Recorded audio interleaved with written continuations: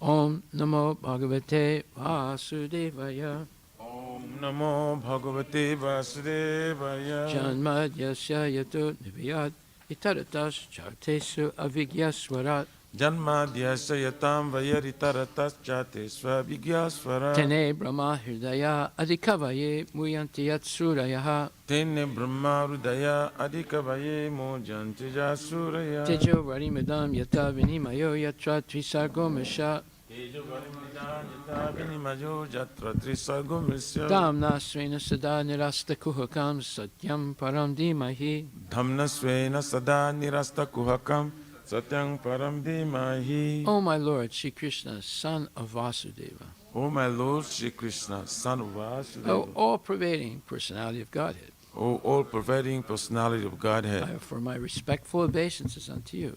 I offer my respectful obeisances unto you. I meditate upon Lord Shri Krishna because he is the absolute truth. I meditate upon Lord Shri Krishna because he is the absolute truth. And the primeval cause of all causes. And the primeval cause of all causes. Of the creation, sustenance, and destruction of the manifested universes. Of the creation, sustenance, and destruction of all the manifested universes. He is directly and indirectly conscious of all manifestations. He is directly and indirectly conscious of all manifestations. And he is independent because there is no other cause beyond him. And he is independent because there is no other cause beyond him. It is he only who first imparted the Vedic knowledge unto the heart of Brahmaji. It's the only who first imparted the Vedic knowledge unto the heart of Brahmaji. The original living being. The original living being. By him, even the great sages and demigods are placed into illusion. By him, even the great sages and demigods are placed into illusion. As one is bewildered by the illusory representations. As one is bewildered by the illusory representations. Of water seen on fire or land seen on water. Of water seen on fire, of land seen on water. Only because of him do the material universes. Only because of him do the material universes. Temporarily manifested by the reactions of the three modes of nature. Temporarily manifested by the reaction of the three modes of nature. Appear factual, although they are unreal. Appear factual, although unreal. I therefore meditate upon him, Lord Shri Krishna. I therefore meditate upon him, Lord Shri Krishna. Who is eternally existent in the transcendental abode. Who is eternally existent in the transcendental abode. Which is forever free from the illusory representations of the material world. Which is forever free from the illusory representations of the material world. I meditate upon him, for he is the absolute truth. I meditate upon him, for he is the absolute truth. Dharma projita kaitravocha. Dharma projita kaitavutra. Paramo nirmatsaranam satam. Paramo nirmatsaranam satam. Vedyam vastavam atra vastu. Vedyam vastavam astra vastu. Shivadam tapo trayam mulanam. Shivadam tapo trayam mulanam.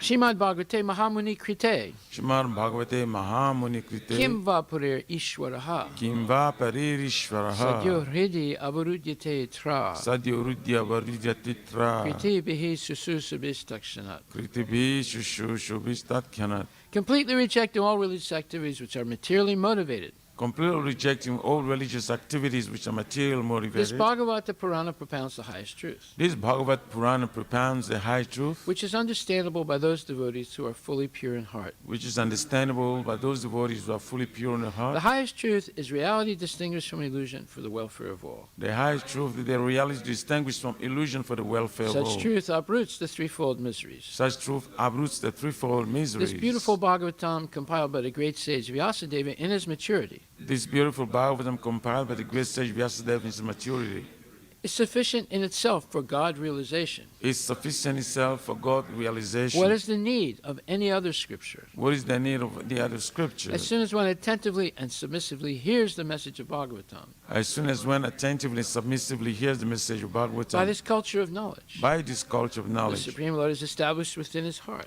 The Supreme Lord is established within his heart. Nigama kalpataror galitam phalam. Nigama kalpataror galitam phalam. Sukhamukad amrita dravya samyutam. Sukhamukad amrita dravya sangitam. Pibata bhagavatam rasam alayam. Pibata bhagavatam rasam alayam. Muhur ahorasika bhuvi bhavukaha. Muhur ahorasika bhuvi bhavukaha. O expert and thoughtful men, relish Srimad Bhagavatam. O expert and thoughtful men, relish Srimad Bhagavatam. The mature fruit of the desire tree of Vedic literature. The mature fruit, the desire tree of Vedic literature. It emanated from the lips of Sri Sukadeva Goswami. It emanated from the lips of Sri Sukadeva Goswami. Therefore, this fruit has become even more tasteful. Therefore, this fruit has become even more tasteful. Although its nectarian juice was already relishable for all. Although its nectarian juice was already relishable for all. Including liberated souls. Including liberated souls. Shinvatam swak Kata Krishna. Shravantam Sakata Krishna. Punya Shravana Kirtana. Punya Shravana Kirtana. Hridyantaksto hi abhadrani. Vidyantasto hi abhadrani. Vidunoti suhitsatam. Vidunoti suritsatam. To hear about Krishna from Vedic literatures, To hear about Krishna from Vedic literature. or to hear from him directly through the Bhagavad Gita, Or to hear from him directly through the Bhagavad Gita. is itself righteous activity. It is self-righteous activity. And for one who hears about Krishna,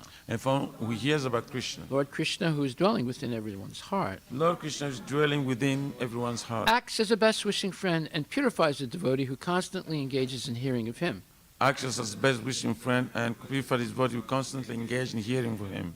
Nasta presu abhadresu Nasta prayesha bhadreshu nityam bhagavata sevaya nityam bhagavata sevaya bhagavati uttama sloke bhagavati uttama sloke bhaktir bhavati naistaki. bhakti bhavati naistiki. In this way, a devotee naturally develops his dormant transcendental knowledge. In this way, a devotee naturally develops his dormant transcendental knowledge As he hears more about Krishna from the Bhagavatam as he hears more about Krishna from the Bhagavatam and from the devotees, and from the he devotees. becomes fixed in the devotional service of the Lord. It becomes fixed in devotional service of the Lord. Tadarajastumo bhava Tadarajastamo bhava kamaloba dayaschaye kamalobhadayaschaye cheta etar anavidam cheta eternavidam stitvam sattve prasidati. stitam sarve prasidati. By development of devotional service, By development of devotional service, one becomes, by development of devotional service, one becomes freed from the modes of passion and ignorance. one becomes free from the modes of passion of ignorance. And thus, material lusts and avarice are diminished. And thus material lust and avarice are diminished. Evam prasana manaso Evam prasanamanaso bhagavat bhakti yogataha bhagavat bhakti yogata bhagavat tattva vijnanam bhagavat tattva vijnanam mukta sangasya jayate. mukta sangasya jayate. When these impurities are wiped away, When these impurities are wiped away, the candidate remains steady in his position of pure goodness, the candidate remains steady in position of pure goodness, becomes enlivened by devotional service, becomes enlivened by devotional service, and understands the science of God perfectly. and understand the science of God perfectly. Vidyate hridaya grantis, Vidyate rudaya grantis, chidyante sarva samsaya, chidyante sarva samshaya, siyante chasya karmani, chidyante sacha karmani, drusta evat manishware. drusta evadmaneshwari. Thus, bhakti yoga severs the hard knot of material affection Thus the Bhakti Yoga severs the hard knot of the material and affection enables one to come at once to the stage of samsayam samagram, and enables one to come at once to the stage of assumption samagram, understanding of the supreme absolute truth, personality of Godhead. understanding of the supreme absolute true personality of Godhead. Therefore, only by hearing from Krishna The- or from his devotees Therefore, only by hearing from Krishna or from his devotees in Krishna consciousness in Krishna consciousness can one understand the science of Krishna. can one understand the science of Krishna. Srimad Bhagvatam, Canto 1, Chapter 18, verse number 29. Adbhuta Purva Sahasa Adbhuta Purva Sahasa Sutrid Vidyam Arditat Manaha Kyutridbhyam Arditat Manaha Brahmanam Pratabid Abud Brahman Brahmanam Pratyabhut Brahman Matsaro Manyur Evacha. Matsaro Manu Evacha. Translation by His Divine Grace, A.C. Bhaktivedanta Swami Srila Prabhupada.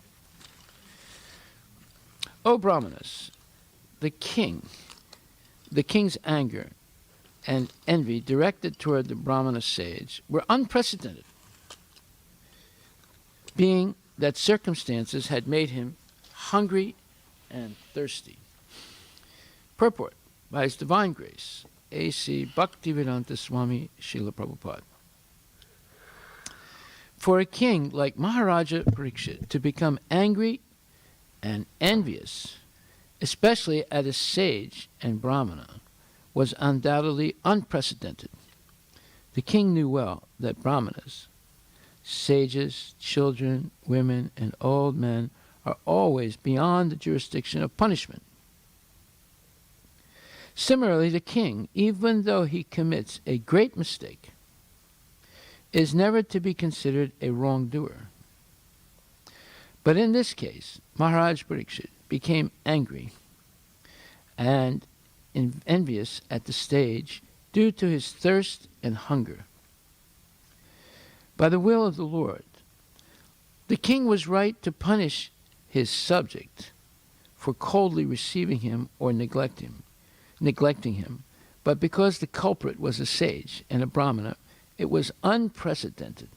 As the Lord is never envious of anyone, so also the Lord's devotee is never envious of anyone. The only justification for Maharaj Parikshit's behavior is that it was ordained by the Lord. Srimad Bhagvatam, Grantaraj ki jai, Srila Prabhupada ki jai. So we see that sometimes Krishna will place his devotees in a situation where, by making a mistake, it precipitates some purpose of the Lord. So in the case of Arjuna, he seemed to be an illusion, refused the order of the Lord, and that precipitated the Lord speaking the Bhagavad Gita to Arjuna, and Arjuna asking him so many questions. And in this case, Maharaj Parikshit, due to the urges of hunger and thirst, became angry and envious of the Brahmana, and he did something that he shouldn't have done. But that precipitated the narration of the Srimad Bhagvatam expanded. Of course, Sukadeva Goswami heard the Bhagavatam while he was in the womb of his mother from his father Vyasadeva. But later on, when he recited it to Maharaj Parikshit, because Maharaj Parikshit was asking him many questions, he expanded the Bhagavatam. And the Bhagavatam is not something static. It can be expanded. Just like now, Vyasadeva is writing the Vedas for the next Satya Yuga. Right now, in Bhadraka Ashram. Of course, if you go there, you might not see him. But Madhava Chandra saw him 1,200 years ago when he went there to show him his Bhagavad Gita purports. And Vyasadeva approved of them. So there are many things that we don't see, but if we become purified and the coverings of our spiritual senses are removed, the coverings of lust, anger, greed, and so forth, then our spiritual senses begin to act. This is explained by Srila Prabhupada in many different places. And then we can see Krishna face to face, even in this world, and see great personalities like Vyasadeva and others who are still in this world. So Maharaj Parikshit becomes angry and envious. Well, that's not the normal behavior of a great sage like Maharaj Parikshit. So we have to understand that someone of his caliber is not a low-class person. So therefore this is the will of the Lord in order to execute the plan of the Lord, which was to hear the Srimad Bhagavatam recited by Sukadeva Goswami, which is the only solution for all suffering in Kali Yuga, and also the only solution by which people can become liberated from the cycle of birth and death and go back to Godhead, even in this age of so many unfavorable circumstances. But as we've said before, there are some very special blessings of Kali Yuga. One, of course, is Kalir Dosani De Rajan Asti Eka Mahadguna, that simply by chanting Hare Krishna, sincerely, you can go back to Godhead in this lifetime. And the second one is that if you think of something sinful, you don't get the karmic reaction. Although in previous ages, just thinking of something sinful, you would get a karmic reaction. And number 3, even if you don't perform devotional service, but you think of doing it, you get the benefit of doing it. So there are some real special, let's say, advantages of Kali Yuga. And of course, there are very many disadvantages. But the devotees take advantage of these things. However, there's something even more significant. And that is explained in Srimad Bhagavatam, 8th canto. Let's see. 8th canto, text 36 and 37, in the prayers of Queen Kunti. And this is really important. It is Srimad Bhagavatam, canto 1, chapter 8, verse 36 and 37. So verse 36 says,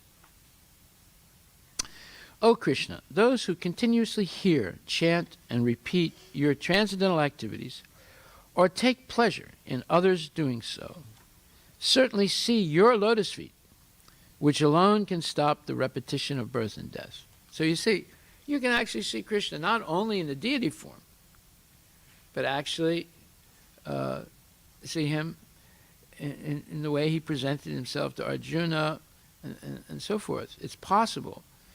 We should not doubt this. So in the purport to this verse by Kunti Devi, and it's a very famous verse, Shinvanti Gayanti Grinanti Avikshanasa Smaranti Nandanti Tavehitam Jana Taeva Pasyanti Achiren Tavakam Bhava Pravahoparamam Padam Bhujam. Very, very nice verse, very beautiful poetry. So, Prabhupada explains that in order to see Krishna, one has to change his present vision by developing a different condition of life full of spontaneous love of Godhead. When Sri Krishna was personally present on the face of the globe, not everyone could see him as the Supreme Personality of Godhead. Materialists like Ravana, Hiranyakashipu, Kamsa, Jarasandha, and Sisupala were highly qualified personalities by acquisition of material assets, but they were unable to appreciate the presence of the Lord. Therefore, even though the Lord may be present before our eyes, it's not possible to see him unless we have the necessary vision. This necessary qualification is developed by the process of devotional service only, beginning with hearing about the Lord from the right sources. The Bhagavad Gita is one of the popular literatures which are generally heard, chanted, repeated, etc. by the people in general. But in spite of such hearing, etc., sometimes it is experienced that the performer of such devotional service does not see the Lord eye to eye. The reason is that the first item, Shravana, is very important. If hearing is from the right sources, it acts very quickly. Generally, people hear from unauthorized persons. Such unauthorized persons may be very learned by academic qualifications, but because they do not follow the principles of devotional service, hearing from them becomes a sheer waste of time. Sometimes the texts are interpreted fashionably to suit their own purposes. Therefore, first one should select a competent and bona fide speaker and then hear from him. When the hearing process is perfect and complete, the other processes become automatically perfect in their own way. There are different transcendental activities of the Lord, and each and every one of them is competent to bestow the desired result, provided the hearing process is perfect. In the Bhagavatam, the activities of the Lord begin from his dealings with the Pandavas. There are many other pastimes of the Lord in connection with his dealings with the Asuras and others. And in the 10th canto, the sublime dealings with his conjugal associates, the gopis, as well as with his married wives at Dwarka, are mentioned. Since the Lord is absolute, there's no difference in the transcendental nature of each and every dealing of the Lord. But sometimes people in an unauthorized hearing process take more interest in hearing about his dealings with the gopis. Such an inclination indicates the lusty feelings of the hearer. So a bona fide speaker of the dealings of the Lord never indulges in such hearings. Now, I'll stop right there. There's an example of this that happened in ISKCON. In the 1970s, there was a group that formed in Los Angeles called the, I hope I don't get this wrong, the Gopi Baba group. And their point was they didn't want to hear about anything else except Krishna's intimate pastimes with the gopis. Because Prabhupada does write in the Krishna book that if you hear these things correctly, spoken by a proper devotee, then your desires for sex can be purified and so forth. So they picked up on that one statement and they started having private meetings, not in the temple room, but in people's houses or apartments, and men and women together were hearing about only about the intimate pastimes of Radha and Krishna and the gopis. So when Prabhupada heard about this, he summoned the leader of the group and maybe some of the others, and he spoke to them and he said, if you want to focus on one thing, then focus on Yasya Prasada Bhagavat Prasada, Yasya Prasadana Nagatir Katopi. Or focus on Guru Mukha Padma Vaikya Chiteta Kariya Aikya. That is, only by the mercy of Krishna can one get the benediction of Krishna. Without pleasing the spiritual master, one cannot make any spiritual advancement. Or, my only wish is to have my consciousness purified by the words emanating from the lotus lips of my spiritual master. So Prabhupada said, if you want to concentrate on one thing, you concentrate on either one of these verses. But they were concentrating on hearing only about the gopis. And here Prabhupada says that this is sometimes people in an unauthorized hearing process take more interest in hearing about the dealings with the gopis. Such an inclination indicates the lusty feelings of the hearer. So a bona fide speaker of the dealings of the Lord never indulges in such hearings. One must hear about the Lord from the very beginning, as in the Srimad Bhagvatam or any other scriptures, and that will help the hearer attain perfection by progressive development. That's the key word, progressive development. Slow, steady, progressive development, hearing every day, preferably morning and evening, and discussing the philosophy. Why? One should not therefore consider his dealings with the Pandavas are less important than his dealings with the gopis. That's the point. We must always remember that the Lord is always transcendental to all mundane attachment.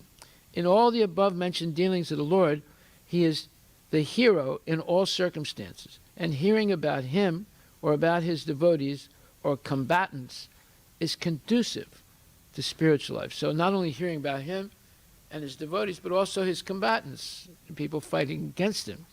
And hearing about him or about his devotees or combatants is conducive to spiritual life. It is said that the Vedas and Puranas, etc., are all made to revive our lost relation with him.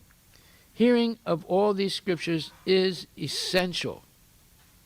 So therefore, someone can say, well, why are they talking about Hiranyakashipu and Ravana and Kamsa and Sisupala, all these demons? They should only talk about what's going on in the spiritual world. There's no demons there. No.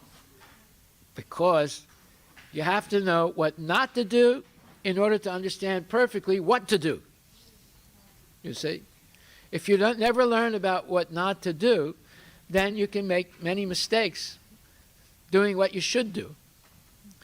So now the next verse, and this is what I wanted to read today. Text 37 says, "O my Lord, you have executed all duties yourself. Are you leaving us today? Though we are completely dependent on your mercy and have no one else to protect us. Now, when all kings are at enmity with us, in other words, what he's saying is, look, we won the battle of Kurukshetra. What Kunti Devi is saying, we won the battle, my sons won the battle of Kurukshetra. But those kings that were killed, their kids, their grandkids are still there. And they're going to be vengeful because you killed their dads or uncles or relatives, right? So she's saying, now when all kings are at enmity with us. And in purport, Prabhupada writes, the Pandavas are most fortunate because with all good luck, they were entirely dependent on the mercy of the Lord. In the material world, to be dependent on the mercy of someone else is the utmost sign of misfortune. But in the case of our transcendental relation with the Lord, it is the most fortunate case when we can live completely dependent on Him. The material disease is due to thinking of becoming independent of everything. But the cruel material nature does not allow us to become independent. The false attempt to become independent of the stringent laws of nature is known as material advancement of experimental knowledge. Ouch. The material advancement of experimental knowledge, that's exactly what they're teaching in schools today. And because of that, they're misleading whole generations of kids. The false attempt to become independent of the stringent laws of nature is known as material advancement of experimental knowledge. The whole material world is moving on this false attempt of becoming independent of the laws of nature. Yes, they want to overcome birth, death, old age, and disease. They want to. Have they overcome birth? No. They have all these different contraceptive methods. Still, the population of the world is increasing.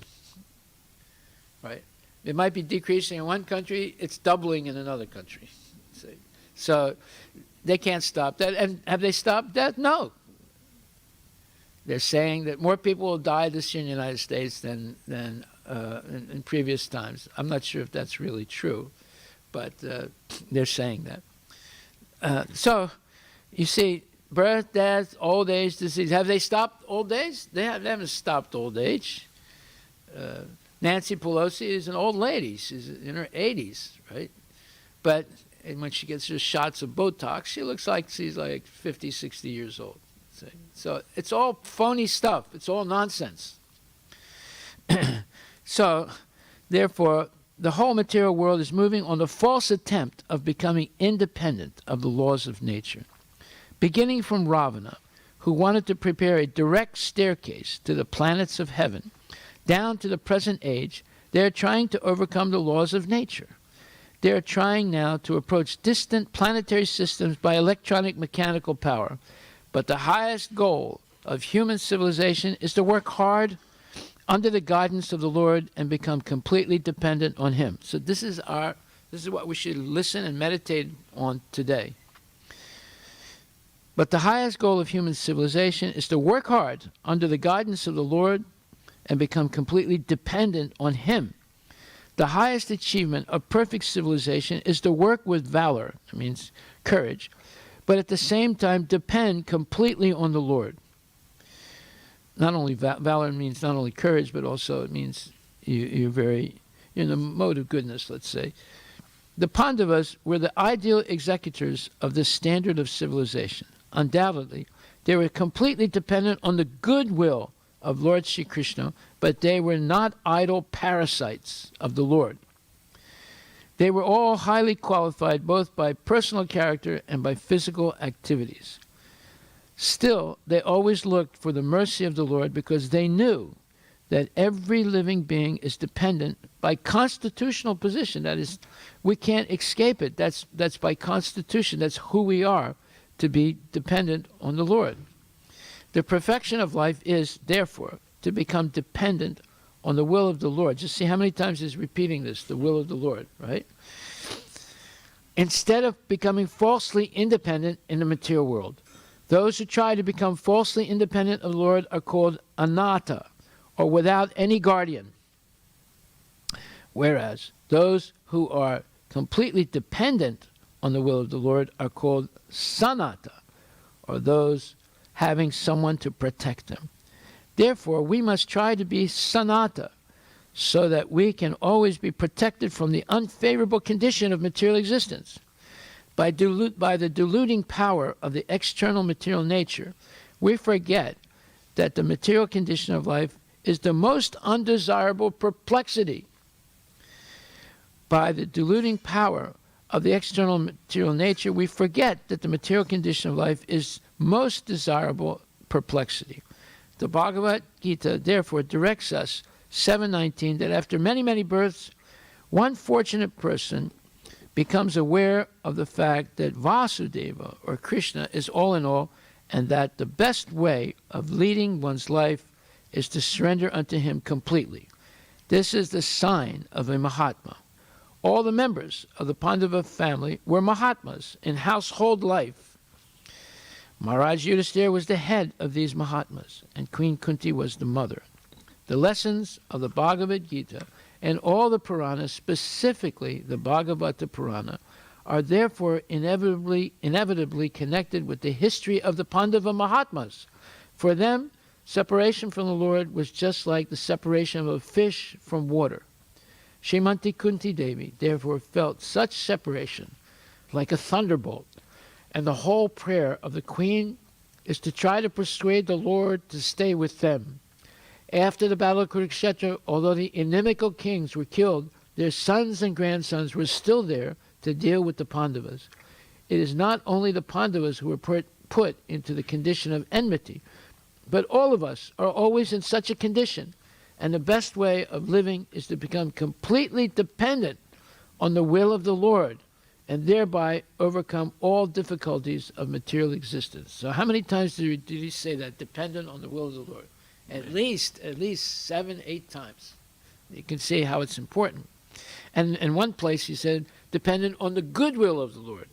That's even more important, because the will of the Lord is always good. It's not bad. So there is a motto here, and that motto is,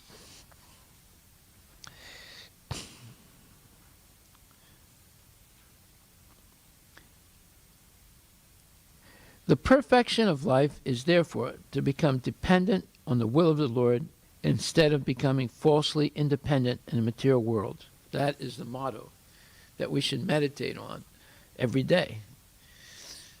And to become dependent on the will of the Lord and the good will of the Lord, we have to follow the regulative principles strictly and chant very good, minimum 16 rounds, maximum, no maximum, every day, and engage in devotional service, and especially this hearing and chanting on a regular basis, to stay on the straight and narrow path of pure devotional service. So we'll stop right there. Are there any questions or comments?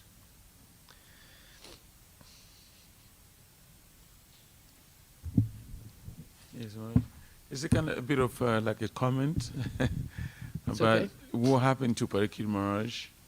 It's really, like Prabhupada mentioned, that really like very extreme. That's such a great devotee, and he committed like really abominable, acts. I mean, it's incredible. I mean, and then how can we say the Lord protects his devotee from committing such a things? So that's the other way to say it. The Lord always protects his devotee by giving him not only knowledge, but also realization. In the case of Maharaj Parikshit, he was put in that situation, just like Arjuna was put into that situation for a purpose of the Lord. That's different than an ordinary person like us committing an abominable act. So, like for example, when Brahma became attracted to his own daughter, Vak, does that mean he's a low-class person? No, he is the first recipient of knowledge from Krishna, right? We repeat that every day. So we have to understand we should never criticize the empowered devotees of the Lord. We should look rather at what happens as a consequence of their acts. And in the case of Arjuna, we were blessed by the Krishna speaking Bhagavad Gita. In the case of Maharaj Parikshit, we're blessed by Sukadeva Goswami and Sutta Goswami and Sanaka Rishi speaking the Srimad Bhagvatam, right? So that, therefore, phalena parichyate, always judge from the result. And if the result is not immediate, just be patient and see what the outcome is. So, in the case of Arjuna and Maharaj Parikshit, the outcome was extremely positive. And both of them are grihastas, by the way.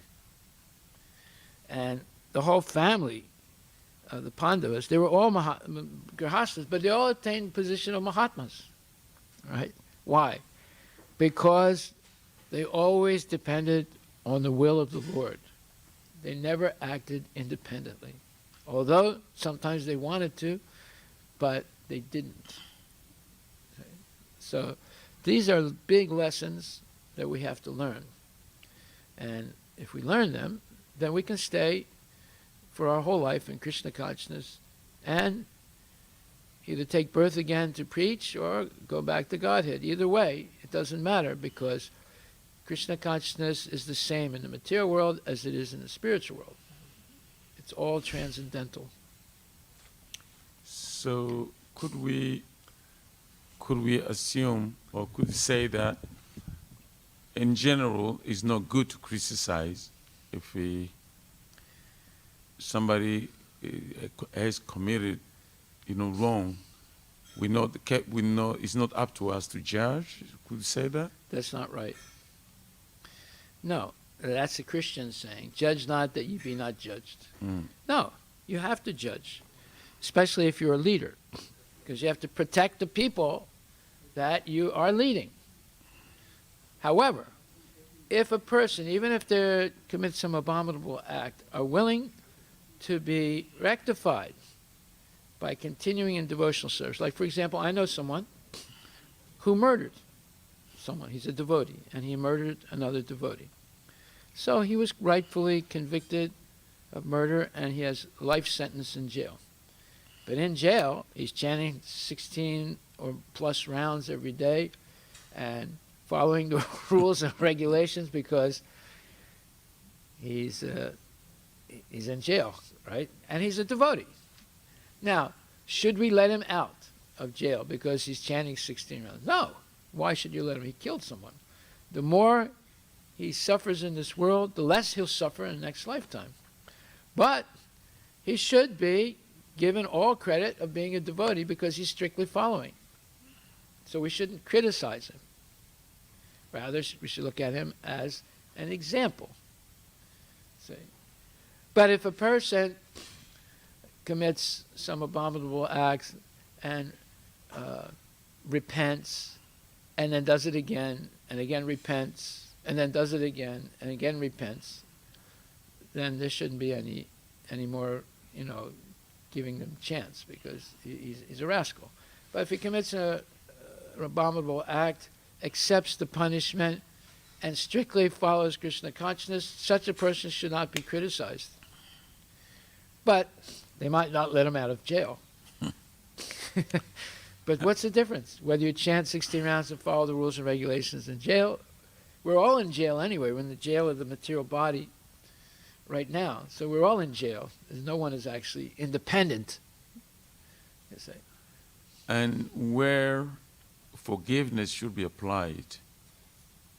If a person is willing to continue in devotional service under proper guidance. But if they keep making the same mistake over and over again, then, at one point, just like the son of Duryodhana, Aswatthama, he was cursed to always suffer until the end of of Brahma's lifetime for the things that he did. He didn't do only one thing. He did several things. He threw Brahmastra twice at the Pandavas, right? So, and other things, he killed their kids. So he was cursed, and he's still alive today, but he's not allowed to participate in regular society, and he's always an outcast. And he has a symbol of a more or less like a scalped head. So it's a symbol of shame. But he can be redeemed if he takes up Krishna consciousness sincerely. He's not going to stop the curse, but he'll be liberated from the curse by the mercy of the Lord, because he learned his lesson. That's why in a criminal case, after the criminal is convicted, that's the first step of the trial. Well, the second step of the trial. First they're indicted, and then they have the trial, and then they get convicted.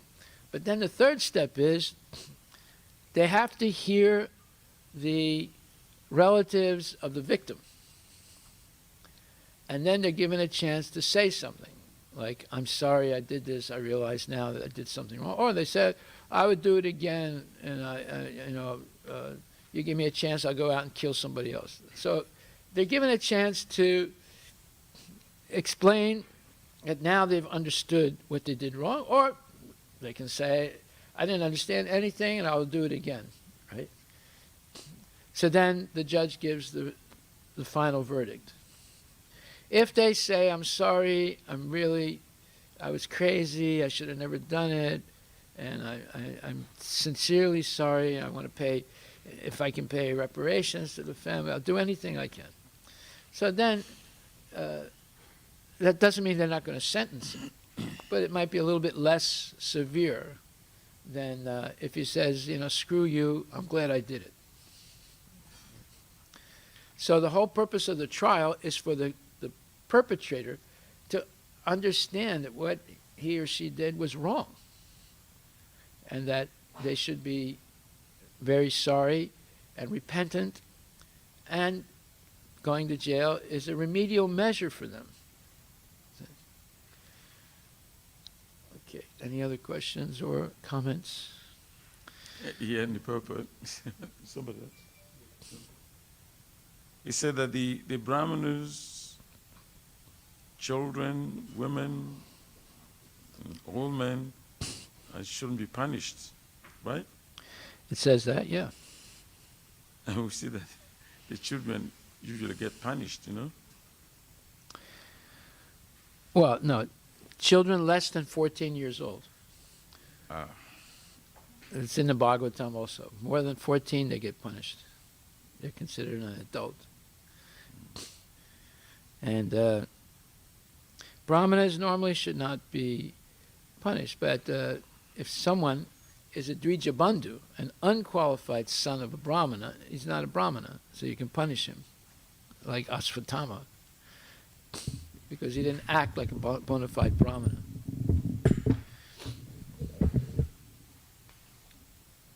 Krishna Maharaj, so there is one phrase here about Sanatha. Anatta and Sanata. So, and then there's also Sanatana Dharma. Is there? It's different. It's different. Sanata means that you have the protection of the Lord, and Anatta means you don't have the protection of the Lord. It's different. There's a very nice verse by, I think it's a Sri Vaishnava verse. I'll find it. I'll read it to you tomorrow. It's a very nice verse. Prabhupada speaks about it. I think it's a Sri Vaishnava verse, or maybe it's in the Bhagavatam, but I'll read it to you. Sanata and Anatta. It has nothing to do with Sanatan. Yeah, that is eternal. Yeah. Nata means the Lord. So Anatta, you're not under the protection of the Lord. Sanata, you're under the protection of the Lord. So Natvar, or so many names where there's not in it. Nata. It means the Lord. Jagannatha. Yeah, He's the Lord of the The Lord of the universe. universe. Jagannatha. correct. Yeah. Thank you.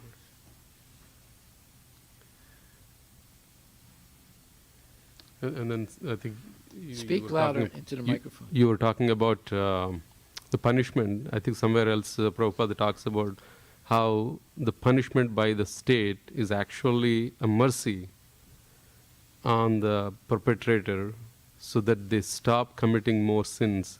Not only that, so that in the next life, they don't get severe, very severe reaction because Reaction. they should have got it in this life.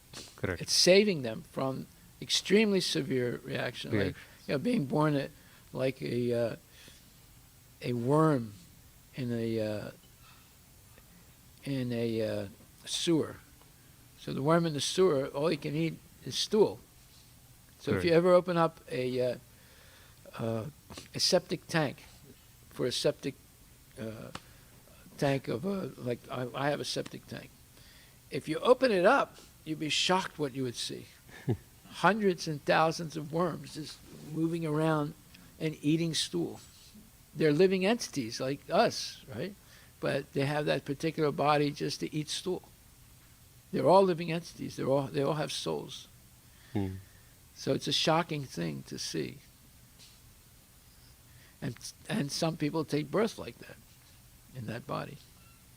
Or one time there was a deer that was injured severely by a car, and it ventured into the neighbor's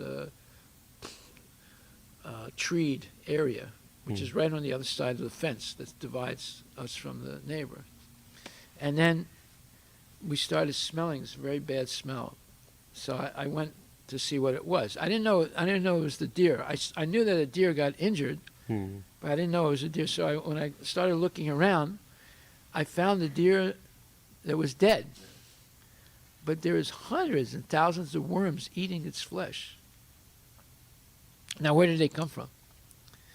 Some of them come from inside the body of the deer, and some of them come from flies that lay their eggs on the rotting flesh of the deer. So nature has its way of recycling things. Until there's no flesh left, no blood, nothing, just bone. And then eventually the bone also disappears. So that's material life.